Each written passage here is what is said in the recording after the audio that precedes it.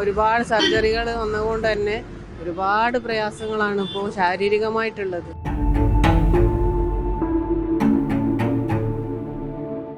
എല്ലാ വിധത്തിലും നമുക്ക് നഷ്ടങ്ങളും പ്രയാസങ്ങളും തന്നെയാണ്. അതിനൊരു പരിഹാരം നമ്മൾ മരിച്ചിട്ടല്ല, അതിന് മുന്നായിട്ട് വേണം എന്നുള്ളതാണ് നമ്മളിപ്പോഴത്തെ ആവശ്യം. അവരെ സ്കൂളിൽ പറഞ്ഞേക്കാനും ബാക്കിയുള്ള കാര്യങ്ങൾക്കൊക്കെ ആരോഗ്യകരമായിട്ട് വളരെ പ്രയാസത്തിലാണ് അത്.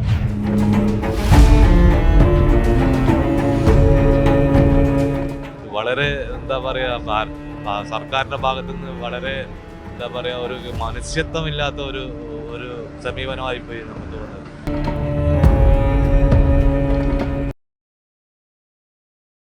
നമസ്കാരം. 2017 കോഴിക്കോട് മെഡിക്കൽ കോളേജിൽ നിന്നും പ്രസവ ശസ്ത്രക്രിയക്കിടെ ഹർഷിന എന്ന യുവതിയുടെ വയറ്റിൽ കത്രിക കുടുങ്ങിയത്. ആ കുടുങ്ങിയ കത്രിക പുറത്തെടുക്കാൻ ഏകദേശം 5 വർഷം കഴിയേണ്ടി വന്നു. ഇതിന് ശേഷവും ഇപ്പോൾ നിരവധി ആരോഗ്യ പ്രശ്നങ്ങൾ നേരിടുകയാണ് ഈ യുവതി. നമ്മുടെ ആരോഗ്യമന്ത്രിയായ വീണ ജോർജ് ഈ ഒരു വിഷയത്തിൽ കൂടെയുണ്ട് എന്നും ഹർഷിനയ്ക്ക് നീതി ഉറപ്പാക്കുമെന്നും പറയാൻ തുടങ്ങിയിട്ട് ഇന്നേക്ക് 3 വർഷം പിന്നിടാൻ പോവുകയാണ്. ഹർഷിന ഇപ്പോൾ നിരവധി ആരോഗ്യ പ്രശ്നങ്ങളിലൂടെ കടന്നു പോവുകയാണ്. നമ്മുടെ സംസ്ഥാന സർക്കാർ ഇപ്പോഴും മുഖം തിരിഞ്ഞ് നിൽക്കുകയാണ് ഹർഷിനയോടും ഹർഷിനയുടെ കുടുംബത്തോടും. നിലവിലിപ്പോൾ ഈ യുവതി തിരുവനന്തപുരത്ത് സെക്രട്ടേറിയറ്റിന് മുൻപിലേക്ക് എത്തിയിരിക്കുകയാണ്. കത്രിക എടുക്കുന്നത് വരെ ഒരുപാട് പ്രയാസങ്ങൾ, അതിന് എടുത്തതിന് ശേഷം അതിനേക്കാൾ ഇരട്ടി പ്രയാസങ്ങളോടുകൂടിയാണ് ഇപ്പോൾ ജീവിക്കുന്നത്.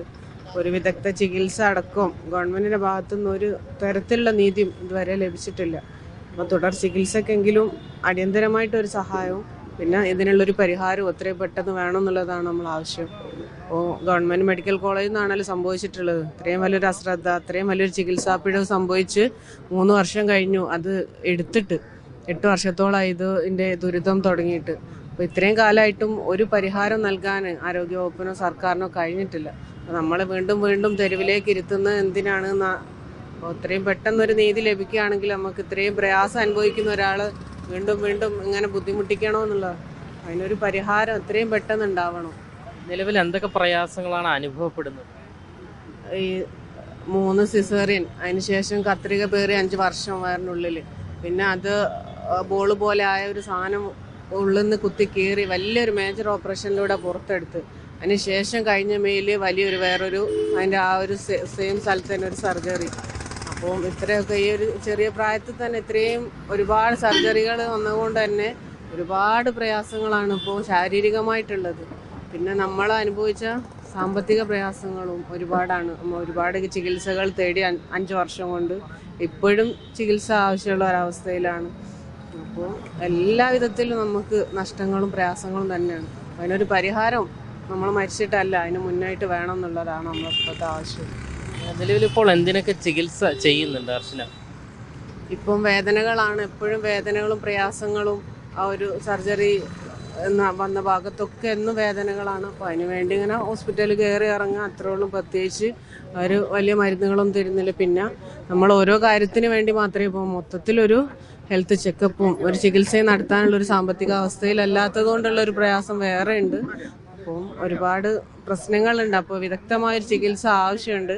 അതിനുള്ളൊരു അവസ്ഥയിലല്ലാത്തത് കൊണ്ട് ആ ഒരു പ്രയാസമുണ്ട്. ഇപ്പോൾ എവിടെയാണ്, ഏത് ഡോക്ടറെയാണ്? മെഡിക്കൽ കോളേജിൽ തന്നെയാണോ കാണിക്കുന്നത്? അല്ല, പ്രൈവറ്റ് ഹോസ്പിറ്റലിലാണ് ഇപ്പോൾ പോയിക്കൊണ്ടിരിക്കുന്നത്. കാരണം അവിടെ പോകാനുള്ള ഒരു ധൈര്യം ഇപ്പോൾ ഇല്ല. നമ്മളീ ഒരു പ്രശ്നം അവിടെ നിന്ന് സംഭവിച്ചതുകൊണ്ട് തന്നെ നമ്മളിപ്പോൾ അതിന് വേണ്ടിയുള്ള ഒരു ഇതിൽ സമരത്തിലും കൂടെ ആണല്ലോ. അങ്ങോട്ട് പോകാനുള്ളൊരു ധൈര്യം ഇല്ല. എന്തായാലും ഡോക്ടർമാരെന്താ പറയുന്നത്? ചെയ്ത ഡോക്ടേഴ്സാണോ നിലവിലിപ്പോൾ കാണിക്കുന്ന ഡോക്ടർ? അവർ പ്രത്യേകിച്ചൊന്നും പറയുന്നില്ല. ഇത്രയും സർജറി കഴിഞ്ഞ ശരീരത്തിന് ഉണ്ടാകുന്ന ഒരു പ്രയാസം അത് പലതരത്തിലാണ് ഉണ്ടാകുന്നത്. അപ്പോൾ അതിന് വേണ്ട ട്രീറ്റ്മെൻറ്റ് തരികയെന്നല്ലാതെ അവർക്ക് ഒന്നും പറയാനില്ല. അവരുണ്ടാവും എന്നുള്ളത് തന്നെയാണ്. നമ്മൾ മരണം വരെ ഈ ഒരു പ്രയാസങ്ങൾ എന്തായാലും ഉണ്ടാവും എന്നുള്ളത് തന്നെയാണ് ഡോക്ടേഴ്സ് ഇതുവരെ പറഞ്ഞിട്ടുള്ളത്. ആരോഗ്യമന്ത്രി മുൻപ് പറഞ്ഞത് കൂടെ ഉണ്ടാകും, ഹർഷിനയ്ക്ക് നീതി ഉറപ്പാക്കുമെന്നാണ്. അത് തുടക്കം മുതലേ ഹർഷിനൻ്റെ കൂടെയാണ്. 3 വർഷം കഴിഞ്ഞു. പോലീസ് വിദഗ്ധമായി അന്വേഷിച്ച് കുറ്റപത്രം സമർപ്പിച്ച ഡോക്ടേഴ്സും അത് ചെയ്ത സ്റ്റാഫ് നേഴ്സിൻ്റെ പേരിൽ കുറ്റപത്രം സമർപ്പിച്ചു കഴിഞ്ഞു. പക്ഷെ ആ വിചാരണ തുടങ്ങാനിരിക്കുന്ന സമയത്ത് തന്നെ അവർ ഹൈക്കോടതിയിൽ പോയി സ്റ്റേ ചെയ്തു. പക്ഷെ അവിടെ നിന്നൊന്നും ആരോഗ്യമന്ത്രി പറഞ്ഞ വാക്ക് ഇതുവരെ പാലിച്ചിട്ടില്ല. ഹർഷനൻ്റെ കൂടെ ഉണ്ടാവും, നഷ്ടപരിഹാരം ലഭ്യമാക്കും, നീതി ഉറപ്പാക്കും എന്ന് പറഞ്ഞിട്ട് എവിടെ 3 വർഷമായിട്ട് ഉറപ്പാകാത്ത നീതി ഇനി എവിടുന്ന് എന്നാ ഉറപ്പാക്കാൻ തീരുമാനിച്ചെന്നുള്ളതാണ്. ഹർഷനയുടെ കൂടെ എന്നുള്ള ഭർത്താവാണ് ഉള്ളത്. ഹർഷനയുടെ ഒരു അവസ്ഥ എന്താണ് സത്യത്തിൽ? ആരോഗ്യപരമായിട്ട് വളരെ ബുദ്ധിമുട്ടിലാണ്. ഡെയിലി കഴിഞ്ഞു പോയ നമ്മളെ 3 മക്കളാണ്, ചെറിയ മക്കളാണ്.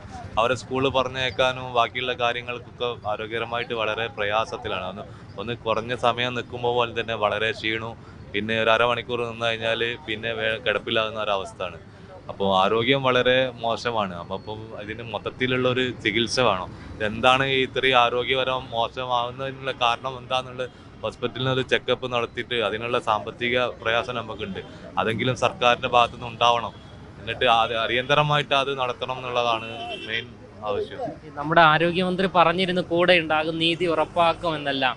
ഇതിപ്പോൾ ഈ ഒരു സമരം ചെയ്ത് നിങ്ങളുടെ ആവശ്യം നേടിയെടുക്കേണ്ട അവസ്ഥയിലേക്ക് എത്തിച്ചേർന്നില്ല. എന്താണ് പറയാനുള്ളത്?